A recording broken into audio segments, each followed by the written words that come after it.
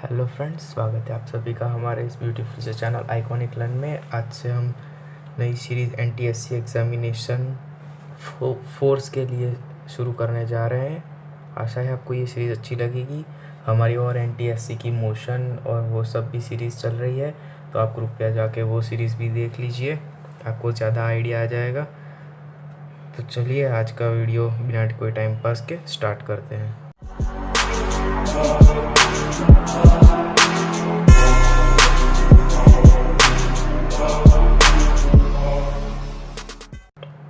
आज का हमारा जो फर्स्ट क्वेश्चन है वो है a body of mass 1 kg strike elastically with another body at the rest and continuous to move in the same direction with the fourth of the initial velocity. The mass of other body is. हमको दो body दी हुई है, जैसे कि मैं पहला graph बना लेता हूँ। ये हो गई फर्स्ट बॉडी जिसका मास है 1 kg और वो u की स्पीड से जा रही है। दूसरी बॉडी है जिसका मास है m, जो हमको पता नहीं है, वो u2 इजिकल टू 0, क्योंकि इनिशियली में वो रेस्ट पे है। आफ्टर कोलिजन जब वो दोनों टकराते हैं, उसके बाद जो ये पहली बॉडी थी, बॉडी A और बॉडी B नाम दे देता हूँ। ये जो बॉडी A थी वो अब u/4 की स्पीड से अब वेलोसिटी से मूव कर रही है, और जो दूसरी बॉडी थी हमारी m, वो v2 की स्पीड वेलोसिटी से मूव कर रही है। अब हमको फाइंड करना है कि इसका मास क्या है। इसका मास तो हमें पता है कि 1 kg है, पर इसका मास क्या होगा वो हमको फाइंड करना है। तो अब हम कैसे फाइंड करेंगे, इसके लिए हम को यूज़ करना पड़ेगा conservation of linear momentum. Conversation of linear momentum का मतलब है पहले जो मोमेंटम था और बाद का मोमेंटम दोनों सेम होता है, उसको बोलता है कन्वर्जेशन ऑफ लीनियर मोमेंटम। अब हम उसका यूज़ करेंगे। तो मोमेंटम यानी mv होता है। तो पहले मैं लिख लेता हूँ, आई होप आपको दिखाई दे रहा होगा। Conservation of linear momentum. Okay, तो हमारा स्टार्टिंग में जो मोमेंटम था वो क्या था, इस बॉडी के लिए mv, m हमारा है 1 kg, इसलिए m की जगह पे मैं 1 लिख देता हूँ, और v यानी इनिशियल वेलोसिटी हमारी थी u, जो मैंने u लिख दिया है, प्लस दूसरी बॉडी थी उसका मास था m, पर हमको उसकी वेलोसिटी है 0, तो ये हो गया 0 इज इक्वल टू। अब हमारी फाइनल बाद का मोमेंटम क्या है, बाद का मोमेंटम इसका हो जाता है u/4, तो उसका मास तो 1 ही है, 1 इंटू u/4 प्लस, और जो दूसरी बॉडी थी बॉडी B, उसका मोमेंटम क्या हो जाता है mv2, क्योंकि अब वो v2 की वेलोसिटी से मूव कर रहा है। ओके, तो अब इसको हम सिंप्लीफाई करके लिख देते हैं इजीली। ये हो गया mv2 is equal to 3u/4, ये u है, इसको हम बोल देते हैं इक्वेशन 1। ओके, इसको हम बोल देते हैं इक्वेशन 1। ओके, हमको इक्वेशन 1 तो मिल गया, पर इसमें हमारे पास अभी भी तीन वेरिएबल्स है, v2, m और u। अब हमको दूसरा इक्वेशन फाइंड करना पड़ेगा, क्योंकि हमको वैल्यू चाहिए इनमें से m की, इसलिए अब हम दूसरा लॉ लगाएंगे, कन्वर्जेशन ऑफ एनर्जी। कौन सा?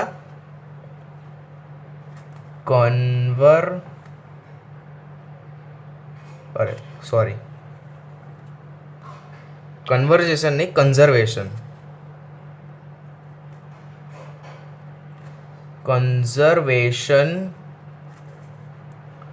Of energy.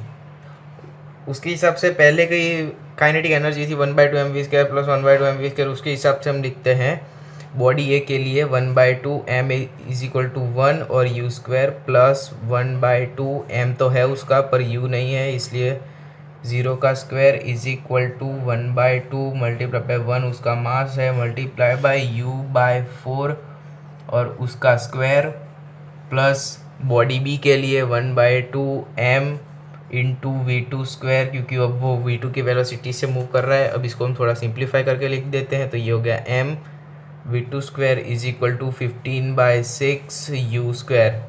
मैंने डायरेक्टली कर लिया है, आप ट्राई कर सकते हैं, इतना ही आएगा। ये हो गया हमारा इक्वेशन 2। अब हमको इन दोनों का कुछ करना है, तो हम क्या करेंगे, इक्वेशन 1 का स्क्वायर कर देंगे और 2 से डिवाइड कर देंगे बाद में। ओके, तो फर्स्ट इक्वेशन का स्क्वायर डिवाइड बाय 2। ओके, लिखता नहीं हूँ मैं, ऐसे ही समझ लेना। तो ये हो जाएगा mv2 का होल स्क्वायर, ये वाला mv2 का होल स्क्वायर बाय mv2 का स्क्वायर इज इक्वल टू, ये है 3 यानी 9 यूज़ कर, हमने स्क्वायर कर दिया, बाय 16।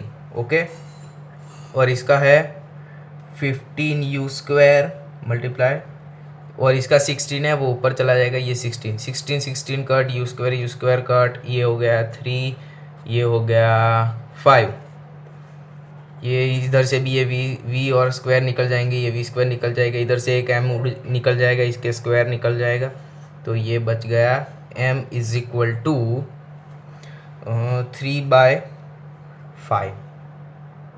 ओके, हमारा आंसर इसमें से है, इसको हम एज अ 0.6 भी लिख सकते हैं kg।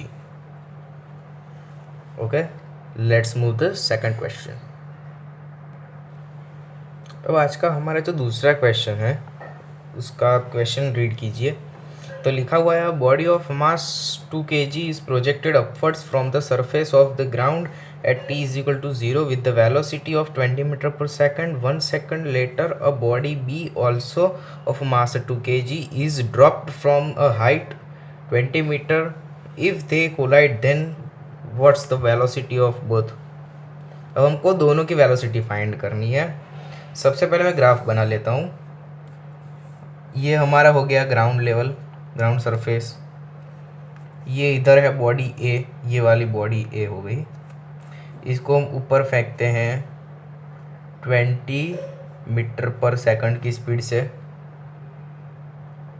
ओके, और ये हो गई बॉडी बी जो अभी रेस्ट पे है। इन दोनों के बीच का डिस्टेंस है 20 मीटर्स। ओके, तो अब हमको सबसे पहले इनका कोलिजन टाइम फाइंड करना पड़ेगा कि ये कब टकराएंगे। अब इसमें ऐसा है कि इसको ऊपर की तरफ फेंकेंगे t is equal to 0 time पर, और t इज इक्वल टू जैसे ही 1 होगा हम b को रिलीज़ कर देंगे। तो अब हमको फाइंड करना है कि ये एग्जैक्टली कौन से टाइम पे कोलाइड करेंगे, तो उसके ऊपर से हम इनकी वेलोसिटी निकाल सकते हैं। तो सबसे पहले हम अज्यूम करते हैं कि दोनों कोलाइड इधर कर रहे हैं। ओके, तो b ने सबसे पहले कवर किया डिस्टेंस s2 और a ने कवर किया पूरा s1 डिस्टेंस। ओके, तो इस कोलाइजन के बाद जो ये पार्टिकल है वो इसकी वेलोसिटी हो जाएगी va, और ये नीचे की डायरेक्शन में हो जाएगा vb। ओके, इलास्टिकली कोलिजन है इसलिए। इधर ये इस पे फोर्स लगेगा gt ग्रेविटेशन के हिसाब से, इसके ऊपर भी gt के हिसाब से फोर्स लगेगा। इधर होगा t इज इक्वल टू 1 पे ये रिलीज होगा। ओके, तो अब हम फाइंड करते हैं कि ये डिस्टेंस कितना है। सबसे पहले तो सबसे पहले हम फॉर्मूला लिख लेते हैं, s is equal to u t plus 1/2 at square. ये हमारा फॉर्मूला है। सबसे पहले हम 2 के लिए यानी बॉडी b के लिए लिख देते हैं, तो ये हो जाएगा s2 इज इक्वल टू 1/2, क्योंकि u उसका 0 है इसलिए इधर हम 0 पुट करेंगे तो ये पूरा 0 हो जाएगा। a यानी g है, इसके ऊपर g फोर्स लग रहा है, तो ये हो गया 9.8। अब ये कितने टाइम के लिए ट्रैवल करेगा, t पर इसको रिलीज कर रहे हैं और t इज इक्वल टू 1 पे इसको, तब समझ सकते हैं कि इसको अगर 1 सेकंड पे रिलीज़ किया होगा तो उसको इसके बाद के 1 सेकंड पे रिलीज़ करेंगे, तो ये हो जाएगा t-1 का होल स्क्वायर। आई होप आपको समझ आ गया होगा, इसके 1 सेकंड बाद इसको रिलीज़ करना है, इसलिए हमने ऐसा लिखा है। ओके, अब हम सेम चीज़ बॉडी ए के लिए, ये हमारा हो गया इक्वेशन 1। ओके, अब हम ऐसा सेम बॉडी ए के लिए लिख देते हैं। उसके लिए S1 ले लेते हैं। S1 is equal to ut plus 1/2 GT square, उसके ऊपर भी जी फोर्स लगेगा, तो इसकी इनिशियल वेलोसिटी है 20 t, तो हमको पता ही है t सेकंड पे छोड़ रहे हैं, पर इधर माइनस आ जाएगा क्योंकि हम इसको ऊपर की डायरेक्शन में फेंक रहे हैं। हमने ऊपर के सारे मेजरमेंट प्लस और नीचे वाले माइनस लिखे हैं, इसलिए जी तो नीचे लगेगा इसके हिसाब से, इसको हमने ऊपर फेंका है तो जी नीचे लगेगा, इसलिए मैंने इसको माइनस कंसिडर किया है। ये हो गया 1/2 GT स्क्वायर। ओके, अब आपको पता होगा कि ये S1 प्लस S2 दोनों की वैल्यू 20 मीटर्स है, तो हम ऐसे लिख सकते हैं S1 plus S2 is equal to 20 metres. अब हम इन दोनों का एडिशन कर देते हैं, ये है हमारे लिए S1, इसको हम 2 बोल देते हैं, तो इधर लिख देते हैं 1/2 g इंटू t-1 का square plus 20t-1/2 GT square is equal to 20।